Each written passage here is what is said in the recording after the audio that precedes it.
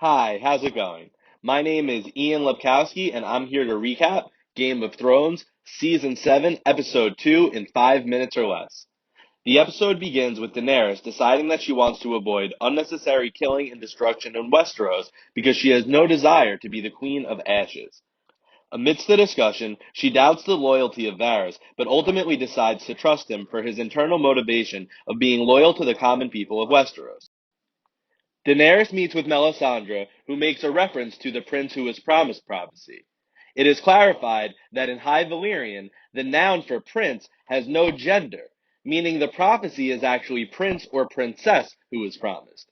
She also informs us that she believes the Lord of Light himself desires for Jon Snow and Daenerys Targaryen to meet and potentially bang to save Westeros. Fast forward, and Jon is ready to make a trip to Dragonstone to meet Daenerys after receiving an invitation from Tyrion. Sansa of course disapproves, but Jon quells her nagging by agreeing to place her in charge while he's gone. He's seen the White Walkers firsthand. Despite the obvious risks, for him it would be ridiculous to pass up a chance to acquire a mountain's worth of dragonglass, as well as the support of fire-breathing dragons to slay ice wights. Cersei continues to desperately look for support, yet what puts a smile on her face is the creation of a new metallic crossbow that has the ability to pierce a dragon skull. In the test, they only fire it from a few feet away, so the real test is how it will fare against a flying, fire-breathing dragon, but Cersei is pleased nonetheless. Sam Tarly decides to go rogue maester and make an attempt to cure Jorah's grayscale, despite the older, grouchier maester advising against it. Basically, the cure is brutally ripping, cutting, and tearing off all the skin inflicted with grayscale and then rubbing special lotion on it. Not sure what's so dangerous about that, but it's definitely disgusting, as was last week's scene with Sam. This is a pattern of gross we could do without. Daenerys Targaryen, Olenna Tyrell, Ilaria Sands, Yara Greyjoy, and Tyrion Lannister form the rare yet beautiful 4 women and a dwarf war council. They decide to have the Martells and Tyrells lay siege to the capital, while the Unsullied take Casterly Rock, and Yara will act as an escort ferry service for the Martells.